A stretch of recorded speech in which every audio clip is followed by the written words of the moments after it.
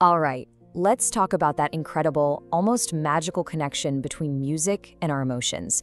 You know how just a few sounds can completely flip your inner world on its head in a matter of seconds? I mean, it's something we've all felt, right?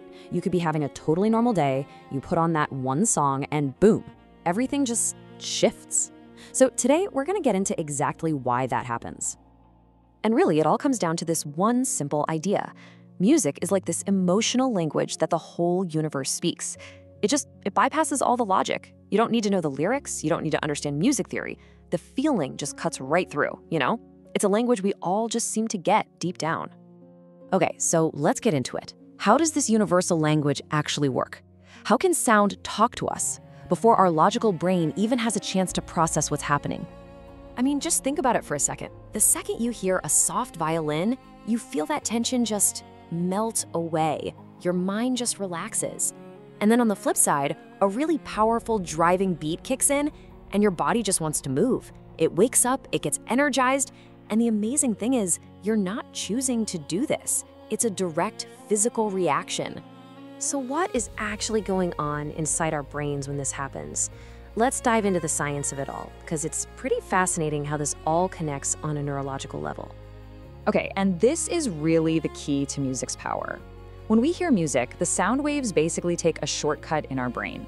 They hit our emotional centers, like the amygdala, which is kind of like the brain's alarm system for feelings, way faster than words do. And it kind of makes sense, right? From an evolutionary standpoint, we had to react super fast to emotional sounds, like a warning cry or something. Music just taps right into that ancient hardwired system. And this is such a great way to think about the difference. Speech is like knocking on the front door of your brain, right? It has to be processed, decoded, you gotta figure out what the words mean. But music has a key to the back door.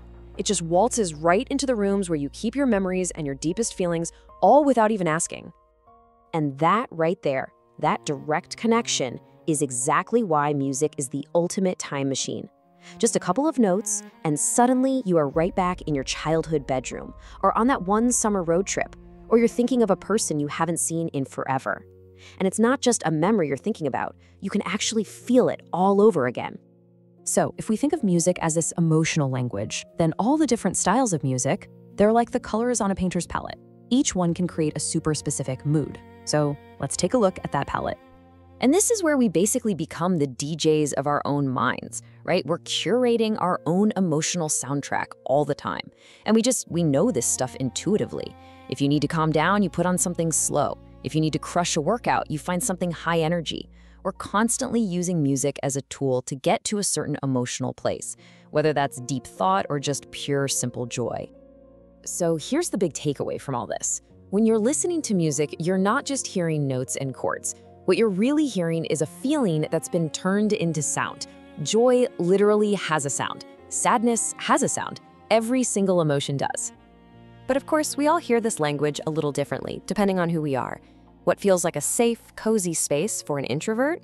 Well, that same song might be pure party fuel for an extrovert.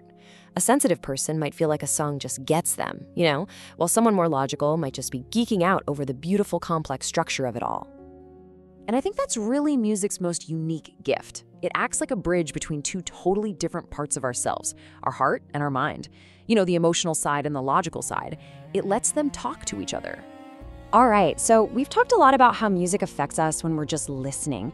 But what happens when we flip the script? What about when we go from just listening to actually expressing ourselves through music? Let's get into a practical guide on how you can literally play your feelings. Now, this process is super simple, but it's also incredibly powerful. Before you even think about playing an instrument or singing a note, the work starts inside. First, just breathe. Close your eyes, find your center. Step 2, feel. Don't just think about an emotion, really, truly feel it. Live in it for a second. And then, the final step is to let that feeling guide you. Let that raw emotion be the thing that tells you how to play.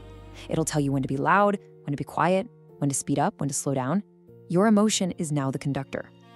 And you can think of this less like a strict rulebook and more like a collection of emotional recipes.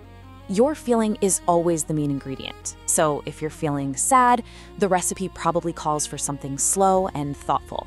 If you're feeling inspired, you're gonna want some bright, soaring notes. Feeling angry? You need something strong, something with a powerful rhythm.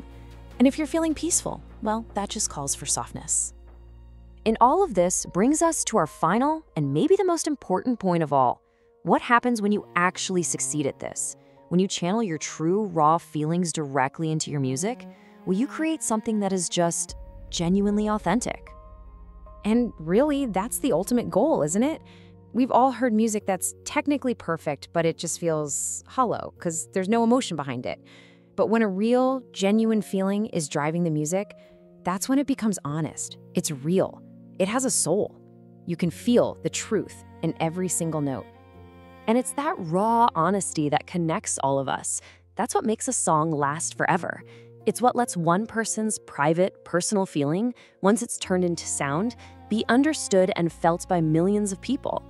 People from different cultures, from different generations. It's incredible proof that, at our core, our feelings are a shared human experience.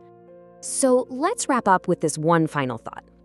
Knowing everything we've talked about, that every emotion you have has a sound, and that you have this powerful, universal language right at your fingertips, what feeling are you going to share with the world?